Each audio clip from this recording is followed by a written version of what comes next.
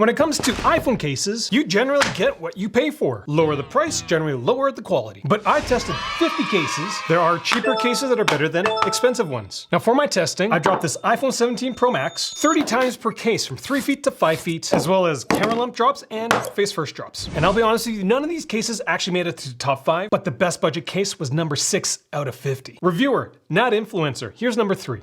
It's a Spigen Ultra Hybrid S. Now there's 3 reasons why this case is number 3. First of all, price, 20 bucks. Very budget friendly, but even at that price, you get a bunch of quality of life features that you would get on more expensive cases. This is your classic clear case. There's a TPU edge, polycarbonate back, but unlike other cheaper clear cases, this thing actually feels solid. There's a bit of oomph to it. Second reason why this is number 3, drop protection. This case was number 12 out of 50, but there's a little star. We'll get into it. There's one thing this case does differently. It's right here. The polycarbonate back actually juts up against the camera lump. Having the polycarbonate butt up against the top of the camera lump means the force from the drops gets transferred down to the middle of the case, whereas in a lot of these cheaper cases, the polycarbonate actually comes up to here and then the rest is TPU. So there's a lot more flex to the case. Just doesn't work as well. Now, why the red star? Well, it failed my face first drop test, so that's the sound of a screen hitting this tabletop.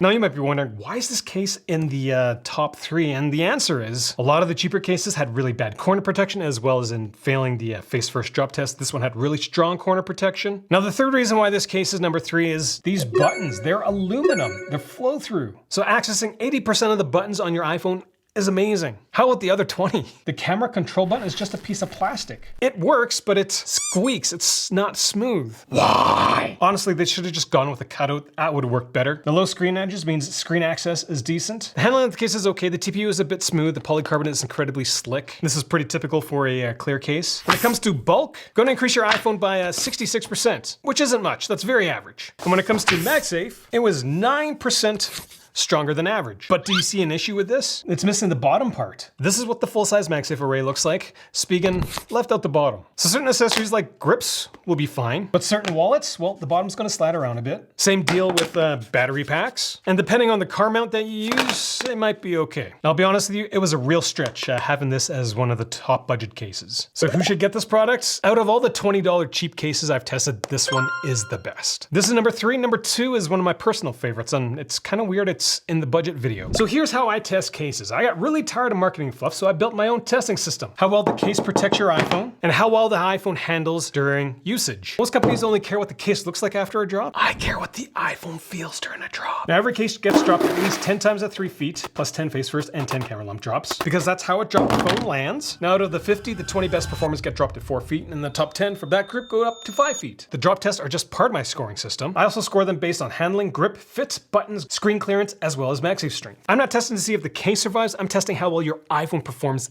in the case. Number 2 is this guy. It's the Spigen Tough Armor. Now, I do have a bit of a dilemma with this product. First of all, the name kind of oversells it. It's not that tough. It's not indestructible, but I'll be honest with you, this case is very dependable. Now, the design of this case really hasn't changed over the years. There's a thin polycarbonate back, a TPU sleeve, and all this yellow stuff is just impact foam. This design is good enough because it did make it to round 2 in terms of drop testing. For protection overall, this product ranked 17 out of 50. Pretty good. And when it came to screen first drop protection, it passed. Yes! Now, I basically buy at least one Tough Armor every single year, and I can tell you that the impact foam on this case makes the most sense. It didn't make any sense years prior. Check out the full review for this product if you want to know more. Now, the handling for your iPhone in this case is one of its better strengths. There's an aggressive chamfered edge that makes the iPhone feel thinner than it actually is. And this case also has integrated buttons, which I usually would scoff at, but the buttons on the case are actually really big, which really helps with the usability of this product. The action button has a different texture to it, so even that small feature means you can definitely figure out the orientation of your iPhone without actually looking at it, because you just feel it. Now, unlike the Spigen Ultra Hybrid S, the camera control button is an actual button, and it works. When it comes to bulk, go and increase your iPhone by about 68%. Pretty average. And when it comes to grip for this product, it's pretty mid, right? It's very slick. Only saving grace are the aggressive edges on the product. I do miss the super tacky soft rubber coatings that they used to have that would wear out after like a year. When it came to a MagSafe strength, it was 8% stronger than average. Does it have the same problem as the Ultra Hybrid S? Nope. The bottom array is right there. So go ahead, use your grips, use your wallets, battery packs, as well as Car mounts. There's a tiny, useless kickstand. I have no idea why Spigen still uses this thing. This thing is almost as useless as your appendix. So what's the dilemma I have with this product? Has to deal with the price. This year, I paid $25 for this product. Awesome. But I do remember paying like $50 to $70 for it a couple years ago from the Spigen website. So if you're planning on getting this product, go through Amazon. That's where the best price is usually that I found. So you should get this case. Basically anybody who wants a decent case for a decent price. It's not the greatest looking case, but offers good protection, good access, and it's decently priced. Now, if you're planning on getting one of the products, make sure you use my links. I'm a reviewer, not an influencer. No company is paying me to make this video. I do all this because I just want to find the best accessories for my tech. All right, number one was, again, a bit of a surprise. This Ringke Fusion is one of the cheapest cases in my entire test group. Costing me $20. And despite that, it did very well. So I guess in this case, cheap doesn't equal weak. But I do have some reservations about the product. We'll get into it. Now, this is your standard clear case, TPU edges, polycarbonate back. The camera lump is fully covered in this case. And this case also has oversized corners, which helps with screen usage as well as screen clearance.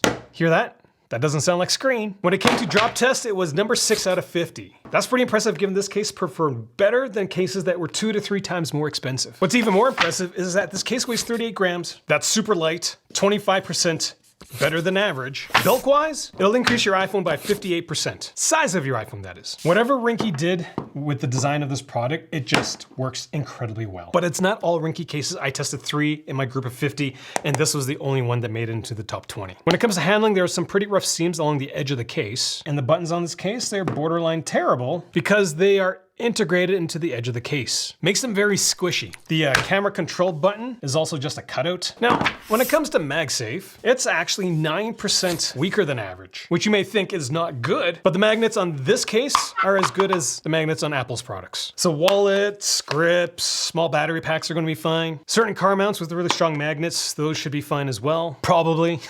So who should get this case? Basically anybody who wants the best protection at the cheapest price point possible. Now, how do these 3 budget cases stack up to my top 5? If you haven't seen that video, I encourage you to watch it. Number 5 is the Rhino Shield Modern X, 4 is the Banks Prestige, 3 is the Most Limitless, number 2 and number 1, this is the Cotaby Sheath, and this is the FlowLab Surtect. Really big spread between the top 2 cases and the rest. The Spigen Ultra Hybrid S got a score of 51, so that puts it like way over here. Tough Armor got a score of 45. There's a ton of cases that sit right about here that were just way more expensive than the $25 cutoff I had for this video. And this Ringke Fusion had a score of, where'd the post-it go? 31. So in the top 6, it's kind of a knife between 3, 4, 5, and 6. So yeah, again, super surprised that the Ringke Fusion did so well, considering that all the other Ringke products did not. That's all I got for this video. Questions, comments, leave them down there. That's kind of all I got for cases. I'll keep reviewing cases as they come, but this is the big push for them for the iPhone 17s. Again, if you're gonna buy one of the products, use my links, reviewer, not influencer. I only exist because of you guys. So you guys watch my stuff and you buy your stuff through my links. That's how I do all my stuff. That's how it's been for like 10 years, and it's gonna be what it's like for the next 10. Thanks for watching.